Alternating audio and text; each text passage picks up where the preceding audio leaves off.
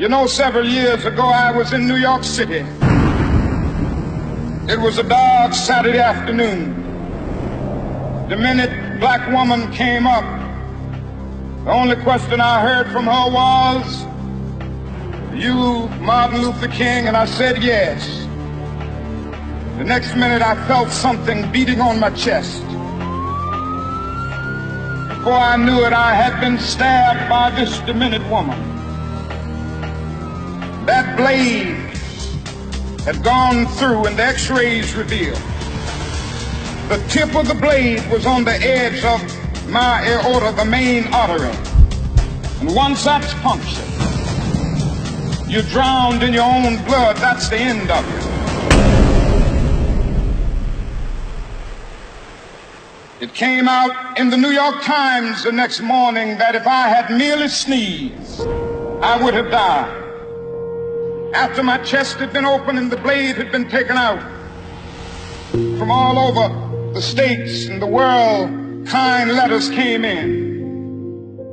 One of them I will never forget. I had received one from the president and the vice president. I've forgotten what those telegrams said. I received a visit and a letter from the governor of New York, but I've forgotten what that letter said. But there was another letter that came from a little girl. Said simply, "Dear Dr. King, while it should not matter, I would like to mention that I'm a white girl. I'm simply writing you to say that I'm so happy that you didn't sneeze." And I want to say tonight that I too am happy that I didn't sneeze, because if I had sneezed, I wouldn't have been around here in 1960 when students all over the South started sitting in at lunch counters. And I knew that as they were sitting in, they were really standing up for the best in the American dream, and taking the whole nation back to those great wells of democracy which were dug deep by the founding fathers in the Declaration of Independence and the Constitution. If I had sneezed, I wouldn't have been around here in 1961 when we decided to take a ride for freedom and ended segregation in interstate travel.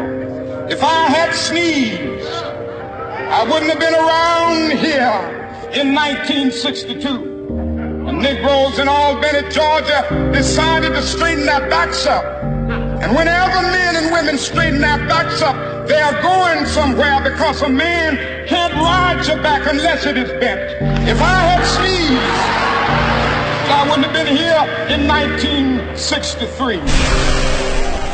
Black people of Birmingham, Alabama aroused the conscience of this nation, brought into being the Civil Rights Bill. If I had sneezed, I wouldn't have had a chance later that year in August to try to tell America about a dream that I had had. If I had sneezed, I wouldn't have been down in Selma, Alabama to see the great movement there. If I had sneezed, I wouldn't have been in Memphis to see a community rally around those brothers and sisters who are suffering.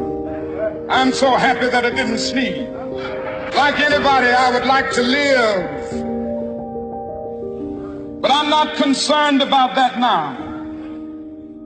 I just want to do God's will. So I'm happy tonight. I'm not worried about anything. I'm not fearing any man. Mine eyes have seen the glory of the coming of the Lord.